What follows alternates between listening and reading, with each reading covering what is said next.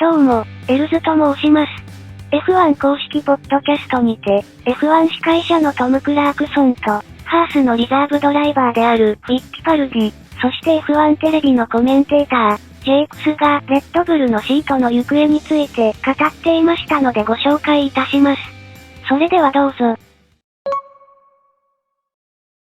Checo Perez, I'm afraid, continued in the same vein this weekend, didn't he? There was no... He said after Vegas, I think we're close to resolving all my problems. Well, there was no evidence of that here, was there?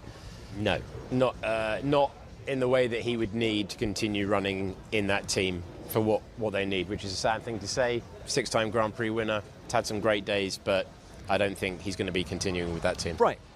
So who are they going to put in alongside Max Verstappen? And I'm going to revisit the Valtteri Bottas thing that I just mentioned to you, Jake C, and you said no, but actually, name me someone better than Valtteri Bottas who is available. I could name you lots of people. Helmut Marko doesn't think he's any good, so it's not going to happen. And that's the reality, that however the power dynamics shift at that team, Helmut Marko has never thought he was a top driver. But, well, I think we need Helmut to come and sit down next to us, because you don't need, when you've got Max Verstappen in the other car, what you want is a quick, consistent, apolitical driver. To put it in the top five. To put it in the top, bang it into the top five and win you the Constructors' Championship. 2-3 tenths of a second away from Max's best time in qualifying, put it in the top five, gets you close to the Constructors' Championship. Bottas? I think he's a very talented driver. He was brilliant for Mercedes at doing that. They're not going in that direction, are they? Okay, well, which direction do you think they're going in? Yuki Tsunoda? I don't think they've ever rated him, truly. I think Yuki's had 4 years in Formula One at that point because of the connection with the Honda program. I think Yuki's got an incredibly high ceiling of performance. I think they might worry about his consistency.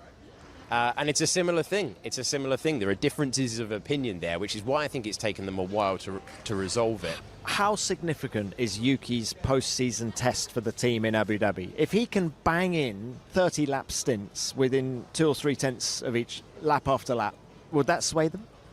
I'm not sure, but they're taking their time, aren't they? So maybe if he has an incredible test, remember how much they talked up Daniel Ricciardo's test when he jumped in the Red Bull at Silverstone last year, and they were like, oh, he's really close to pole. But on the strength of that test, he was back in the V car. So there's a possibility. I think it will be Lawson or Yuki. I don't think it will be anyone else from the outside.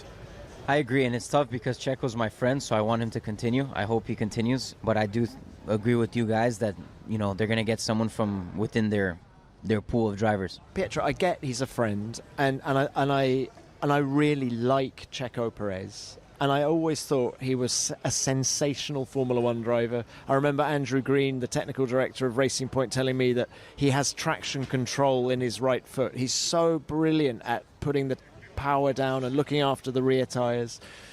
But I hate seeing him like this. No, I hate it as well. You know, it's not good to see, and yeah, maybe it is for the best of him if he doesn't continue next year, you know. But, you know, as a friend, and I know he's a racer, I know he wants to race. So I think we'll know soon what's going to happen. But if they do choose to go with someone else, then it's going to be within their pool of drivers. And I would have put Tsunoda, to be honest. I think the test that they're going to do in Abu Dhabi, you can definitely tell, but it's so hard to compare the test with the track, because with the race weekend, because the track evolves and you're not using the same engine settings most of the time and SOC settings that you use, which is the battery setting you use in the race. So it's always hard to get like a full comparison, like, oh, he's close to the pole lap or the race time. But I think just by looking at some of the data, they can get an indication of if he's doing a decent job. いかがだったでしょうか。そもそも本当にペレスが来シーズンのシートを失うか、まだ未確定な状況ですが、とにかく角田選手にとって最終戦とその後行われるレッドブルでのテストは重要となりそうですね。最後にカタールグランプリ中に角田選手が無線でミラーという言葉をビーバーと聞き間違えたという話が話題になっていましたので、レース中の当該無線をご紹介したいと思います。Yuki, double yellow before turn 1, double yellow before turn 1. There is a mirror in front of the middle of the track. Double yellow. この無線を聞いた角田選手は、ダブルイエローの原因がミラーではなく、ビーバーと聞こえたようです。砂漠なのにビーバーとは変だな。地球温暖化のせいかな。と思ったとインタビューで答えたそうです。また今後も、F1 に関しての情報をまとめた動画を制作していく予定です。継続するためにも、ぜひいいねやチャンネル登録をお願いいたします。角田選手について、または動画の感想などコメントでいただけると嬉しいです。それでは、